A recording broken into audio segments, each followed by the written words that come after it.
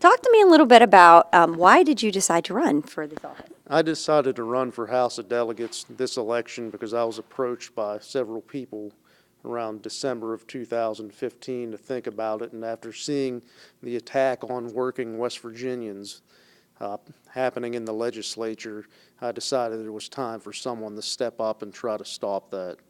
And so one of the big things for you maybe is the right to work and whatnot?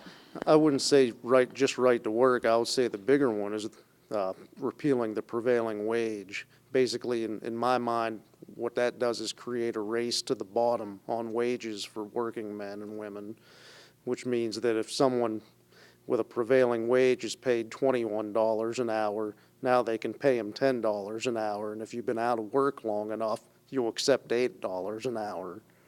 And so, so that's one of the big issues. Are there any other big issues that you can see for West Virginia in your eyes? There's two big issues other than working men and women issues and labor issues. Forced pooling is big in this district. And what that is it allows out-of-state oil and gas companies to take someone's mineral rights and lease them for less than what their actual value would be or what they can get through negotiating with the company. And what was the other one you said? The other one would be, let's see, what was it, Joe? Oh, the state budget. We're in a huge hole with a budget crisis, with a big budget deficit, and basically they've done nothing about it in Charleston. We better find some ways to create revenue, and not just through taxation, but through brainstorming ideas on creating revenue, and basically they haven't done it. One thing that they could have done the last 2 years, it was brought up in both sessions, was increasing the number of limited video lottery machines in the state, and that would have raised 20 to 25 million a year right there. Now that doesn't solve the whole problem, but that's a step in the right direction. And now you're running as a Democrat, and we were just talking that how it's some people are saying it's going more Republican in Marshall County. Would you agree with that? I mean, there are two people that can be picked for this office. There are four running, two Democrats, two Republicans. And what are you hoping?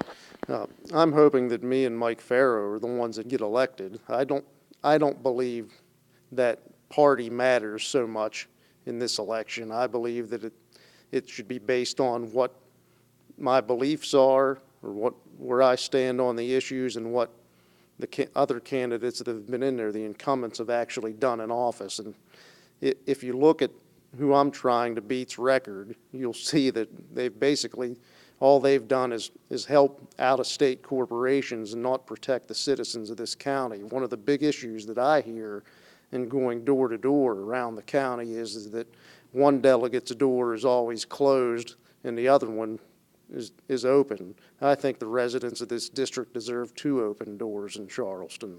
And so would you make yourself accessible? Yes, I work as an assistant prosecutor now, so I've done that for 10 years. I've been in public service, and I believe that your door should always be open, so I'll always be accessible to my constituents.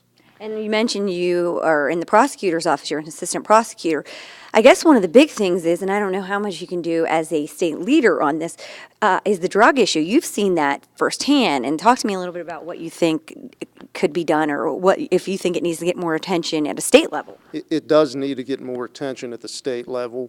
One of the things that I would like to see done is I think that we can limit the distribution through passing laws of some of these drugs that are hitting the street that we're seeing problems with now, that are prescriptions like Suboxone and Methadone through these clinics. I think that we could limit the distribution, and if you want to participate in a rehab program that includes Suboxone or Methadone, that's great, but you're going to be distributed the drug while you're at the clinic so that it doesn't get on the street. And so if people don't know anything about you, tell people a little bit about yourself. Are you from here, or did you move back here, or what about you? Born and raised in Marshall County. I've been a resident of Benwood, West Virginia my entire life, except when I was at WVU.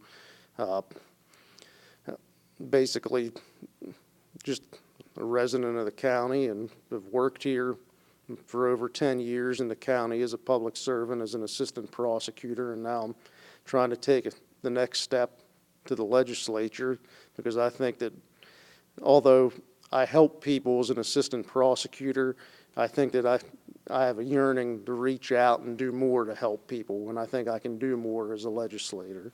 And I guess one last question. When people go to the ballot on Tuesday or if they go early vote, what makes you the best candidate, one of the best candidates in this race? I think what would make me the best candidate is I promise that my door will always be open, I'll be accessible, and I think with my legal background, being a lawyer, I understand what it takes to make laws, and I'll understand when I'm reading them what they're going to do to the citizens of this district, and then I'll be able to do better in helping them through making laws.